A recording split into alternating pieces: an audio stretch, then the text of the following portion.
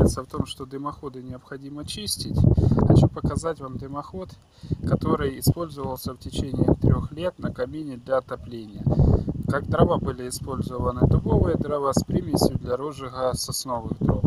Что из этого получилось, вы сейчас увидите.